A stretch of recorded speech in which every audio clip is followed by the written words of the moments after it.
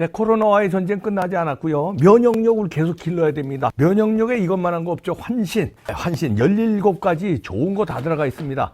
홍삼 물론이고요. 동충하초 등등 몸에 좋은 거 다 들어서 몸도 튼튼, 마음도 튼튼인데요. 밤에 자다가 깨시는 분 있죠? 화장실 한번 가시려고 요거 저녁에 한 2알 드시고 자시면요. 아침까지 푹 주무십니다. 끝내줍니다. 네, 애국 기업이에요. 드셔보시고 말씀하세요. 파격 2+1 행사합니다. 드세요. 떠도는 여러분의 고견을 떴습니다. 오늘 떠평은요, 용산 대통령 집무실에 한 시민이 등기로 보낸 서신입니다. 5.18 문제 등에 관한 것이라고 합니다. 일단 그대로 읽어드립니다. 제목이 윤석열 대통령님께 1. 대통령님, 민주주의 사회에서 성역이 존재할 수 있나요? 5.18도 성역, 위안부도 성역, 세월호도 성역, 이런 것 알고 계시나요? 이들이 세도를 부립니다. 다른 표현을 하면 소송당합니다. 세도 부리는 국민 있고 그들의 눌려 사는 국민 있습니다. 알아보시고 없애주세요. 2. 민주화를 마패 삼아 폭력과 세도를 행사합니다. 표현을 잘못하면 그 세도 단체들이 위압하여 직장을 빼앗습니다. 소송을 해서 재판에 시달리게 합니다. 이런 게 대통령님이 추구하시는 민주주의 사회 맞는가요? 3. 5.18 역사를 헌법에 넣는다고 하셨나요? 5.18 역사는 당대의 충돌 사건입니다. 충돌의 당사자들이 살아있는 역사입니다. 5.18은 지역 갈등과 이념 갈등이 각축하는 내전의 최선선입니다. 이런 성격의 역사인데도 충돌의 한 당사자를 헌법으로 올려주면 다른 한쪽은 무엇이 되나요? 멸시당하는 잡초가 되는 것인가요? 무기고를 털어 무장하고 교도소를 공격하고 국군의 총질한 광주는 헌법이 되고 국가의 명을 받고 폭동을 진압하다가 희생한 군과 경찰은 역적이 되는 건가요? 4. 문재인이 5.18의 진상을 규명한다며 5.18 진상규명조사위원회를 만들어 놓았는데 그 위원들과 조사관들 90% 이상이 광주 사람입니다. 문재인의 이 반지성적 억지를 계승하실 건가요? 대통령님은 5.18을 헌법에 담아 5.18 헌법을 만들겠다는 문재인의 붉은 야심도 계승하시는 건가요? 5. 1997년 대법원 판결 이후 5.18을 북한군이 저질렀다는 증거들이 많이 나타나 있습니다. 40여 개나 된다 합니다.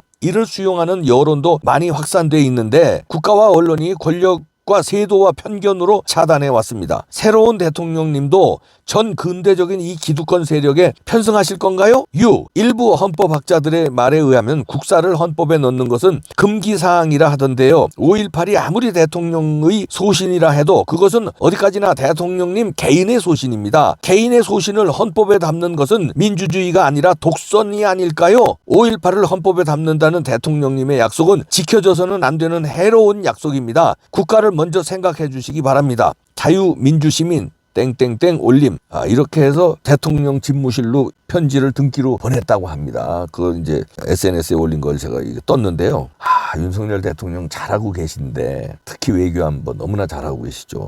다른 것도 잘하고 계십니다. 지금 노조 휘어잡는 거라든지 3대 개혁 밀어붙이는 거라든지 경제 문제도 얼마나 잘하고 있습니까? 이 어려운 시기에. 그런데 이거는 조금 문제가 있습니다. 5.18을 왜 헌법에 넣는다고 선거 때는 그럴 수 있어요. 선거 때는 좌파들 표도 좀 중도 좌파 표도 좀 얻고 그러려고 많이 아부할 수 있죠. 5.18 헌법에 넣겠다. 근데 대통령 이제 되셨잖아요. 연임 안 돼요. 우리나라 헌법상 연임 안 됩니다. 그런데 이거는 취소하셔야 됩니다. 대통령이 돼서 알아보니 5.18을 헌법에 넣는다는 건 제가 너무 역사에 대해서 무지했다. 여러 논란이 있으니 이 역사의 논란은 계속 학자들한테 맡기고 저는 이 헌법에 담겠다고 한 약속은 취소합니다. 이렇게 해야 됩니다. 이거 절대 헌법에 넣으면 안 됩니다. 여기 그래서도 이 편지에서도 나타났듯이 5.18을 성역화하고 그 다음에 세월호도 성역화하고 위안부도 성역화해서 자기들 그러니까 그 정치적인 그 토양으로 만들어 버렸잖아요. 이건 말도